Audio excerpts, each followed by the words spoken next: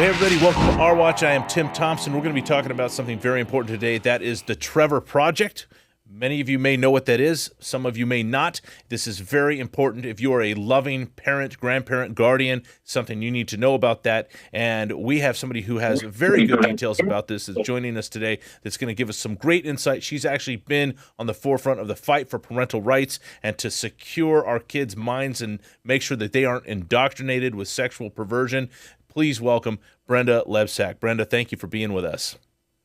Yeah, thank you for having me. Yeah, just a quick, bring everybody up to speed for people who are joining us. You and I have been on the forefront of this fight for a long, long time. You even more so than me. You've been a school board member. You're a teacher, and you know what's going on. You know the reality of what's taking place on public schools. If you would just a little bit more about yourself for my audience, so they know who you are. Okay. I started in public school teaching since 1990. So I've been in public school for a long time. And I was a school board member for 4 years from 2016 to 2020.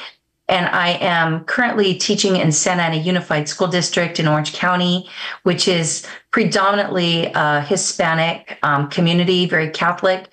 And I've been there for the last 10 years as an adapted PE teacher. So I teach kids with disabilities, PE, in 7 elementary schools.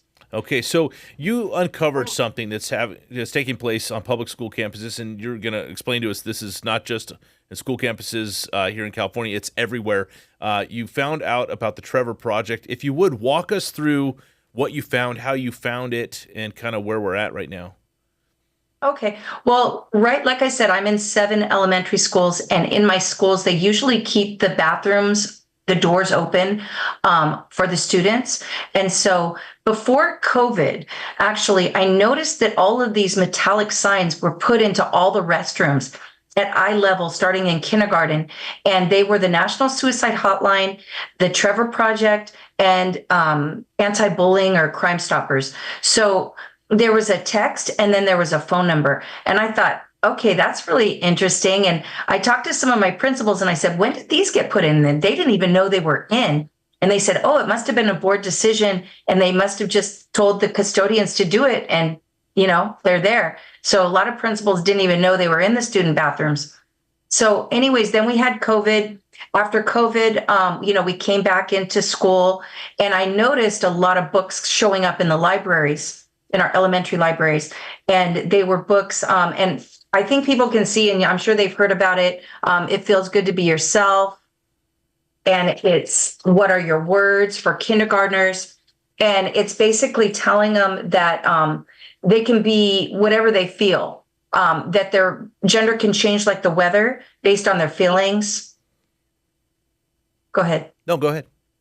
Oh, okay. So when I saw these books that were showing them all these pronouns to choose from. And then the kid on the back looks really confused because there's so many different choices. And it's all based on feelings. I thought this could seriously cause a mental crisis in a child. And thinking, oh my goodness, I have to decide what gender I am. And I'm so confused. I mean, it literally creates confusion. And so I thought, I wonder with all of these phone numbers in the students' bathrooms, like I'm going to just pretend to be a kid. And so I called first the National Suicide Hotline and I texted because I don't sound like a child, but I just said, I'm confused about my gender and I'm scared about puberty. What should I do?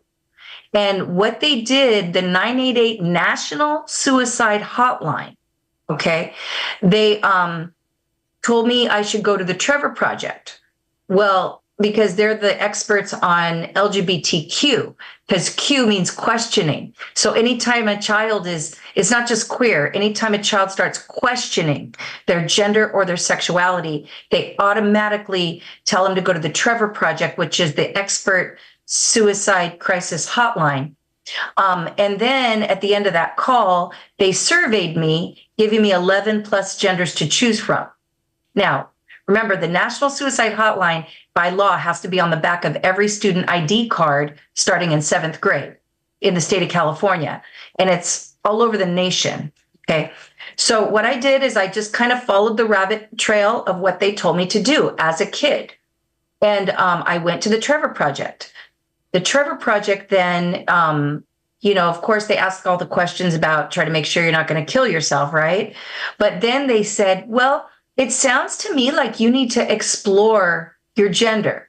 You need a place, a self affirming, welcoming place where you can explore your gender. So they told me to go to Trevor Space. Now, remember, I never gave them my age, and I told them I hadn't started puberty yet. So when they sent me to Trevor Space, I saw that it was for ages 13 to 24-year-olds. So that's already a red flag because they're mixing kids with adults. And I saw that this was a virtual online platform for international platform. Okay. So all I did is I created an email address, and then I put down a date of birth that I was a 13-year-old. Okay. So I could get in, and I got in a matter of seconds. Okay. So I had all of this access to whoever was on this online chat. Okay. And there were a lot of different chat clubs. So I didn't actually talk to anybody, but I started taking pictures and screenshots. And I saw like the Witchcraft Club. I saw Regressor Space, which is a chat club about age identity. You can pretend to be a different age. There was a Gay Men's Club, and the tagline was, "Let's talk about boys." So they weren't even hiding it. There was Non-Binary Pals, Guilt and Secrets Club, a Chosen Family Club. So if your parents aren't liking the gender you're choosing, then we'll be your new family, which is like what cults do. It was really some serious red flags going on in every aspect. And I'm thinking to myself, okay, I'm in my 50s, and I got into this so easily because all I did is created a date of birth as a 13-year-old. So to me, I'm thinking, wow, anybody, this is like a sexual predator paradise. Anybody could come in and just start grooming kids. And I saw that kids were saying things like, "I'm lonely and need a friend." And then somebody would just pop in and say, "I'll be your friend." Well, who is this person? Right? Right. What part of the world are they from? Exactly. Yeah. And if you are a 13-year-old, is it a 24-year-old that's now trying to become friends with you? Yes. This is all sorts of wrong. Oh, every red flag you can think of. And the Trevor Project is promoted through the California Department of Education. It's promoted through the state of California. It's promoted nationally, and it's in pretty much all the schools. And if it's not in the schools directly, like in the counseling office, in the wellness center, or anything like that, because it was like on all of the counselors' cards as well. Okay, their business cards. So if it's not there, it's coming through the National Suicide Hotline. All right. And then, so we have a lot of hotlines in our schools. And so there was another one. I don't know if I want to, this might be a rabbit hole, but there's a teenline.org where teens counsel teens between the hours of 6 to 9. So I went on that one too, because I wanted to see what kind of advice they would give me on a text. And I asked them about Trevor Space, and I asked them if I could share my cell number on Trevor Space. And they kind of said, well, don't do it until you build trust. I'm like, so basically they're giving me a green light as a kid to say, well, once you feel like you've built trust with someone on Trevor Space, you can share your cell number. Right. That's parents really have to be aware that this is going on, because these kids are being preyed on in areas like this. And, the Trevor's Project, they'll claim that they're saving lives, but I don't see any data anywhere that that's what they're doing. No, absolutely not. Because really what they're doing is they're taking the very kids they say they're keeping safe, such as kids who identify as LGBTQ. Those are the kids being thrown to the wolves, right? Those are the kids that are confused because they have all these messages being thrown at them. They're the ones being put in harm's way. So it's complete hypocrisy. Right. Well, and not to go down another rabbit trail, but like you said, the area you teach in is predominantly Spanish. Another thing we do know is that none of this information is going home in Spanish for the parents. Most parents have no idea that their kids even have access. And, I'm sure even though I used my cell phone for this access, I'm sure that since the school was promoting it, the schools, most kids have Chromebooks that are designated from the schools, especially in the low income areas. And so they can probably use their Chromebooks from school to access these online chat clubs. Yeah. So obviously this is alarming. This is something parents need to know, but you didn't just find out about it. You did something about it. What did you do about it? Yeah. So I took, screenshots of all these clubs, and then I told my community and I asked if they could come with me. Because I'm an employee in the district and I didn't want to go alone, right? So, and I'm in a Hispanic area. So I asked a lot of Spanish pastors to come and to expose these things at a board meeting in Spanish so that we could get it out to our community. And so they did that.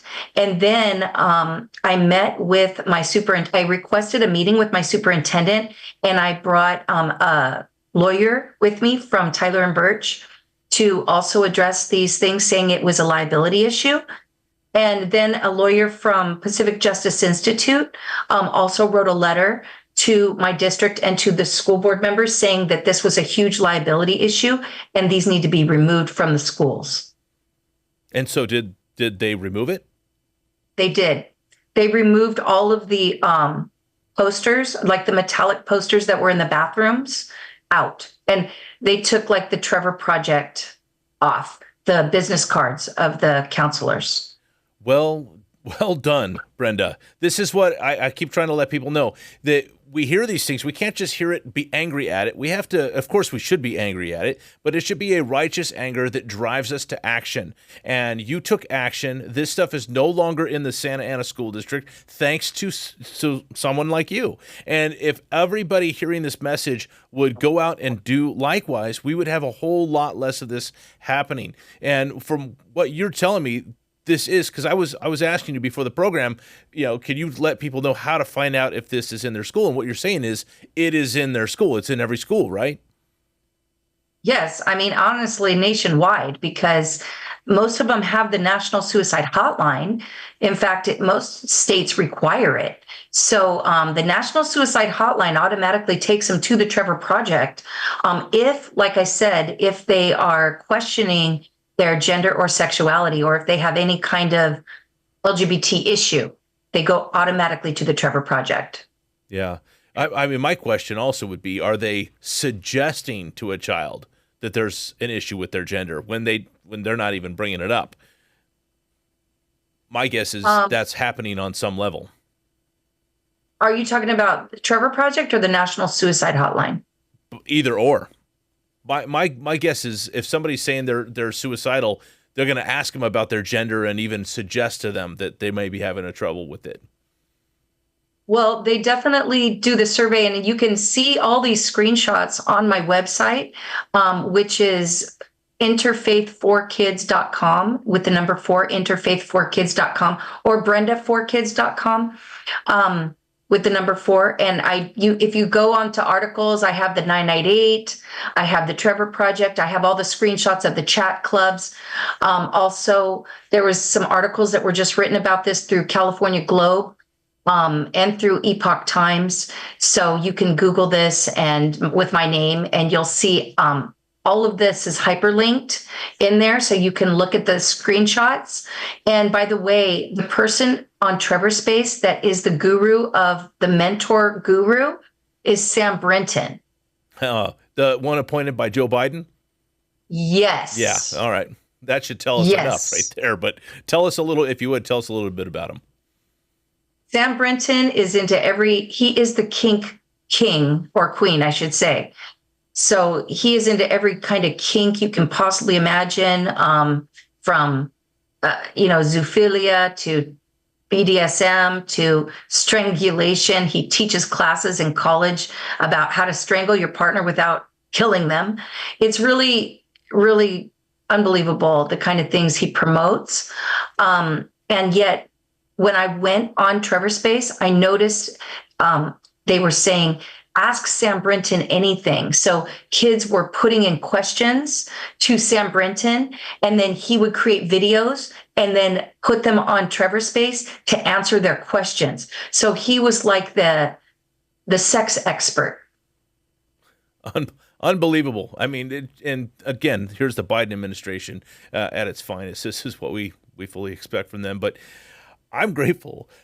Excuse me. I'm grateful that you're doing what you're doing. You have been like I said, a voice of reason. You have been on the tip of the spear this whole time, fighting for parental rights and securing, the kids' minds, trying to make sure the kids don't get indoctrinated with this stuff. One more time, your website, because I want to make sure people know how to get to you. You have so much good information there, and it's something that every parent should have access to. So one more time on your website. There's two websites. One is brenda4kids.com, the number 4. The other one is interfaith4kids.com, the number 4, because I'm working with many different clergy of different faiths, so we can have diverse voices coming together of Jewish rabbis, Muslim imams, Catholic priests, and Protestant pastors of various races and language groups. All right. Well, again, Brenda, thank you so much for all that you do. I thank you for joining me today. And I want to thank everybody for tuning in online. This information is very important. Share it with your friends, your family, your neighbors. Make sure that they know how to get involved, how they can be a person who is a person of change. We need change because this is heading in the wrong direction. We've got to turn the ship around. So thank you for joining us. We'll see you next time right here on Our Watch with Tim Thompson.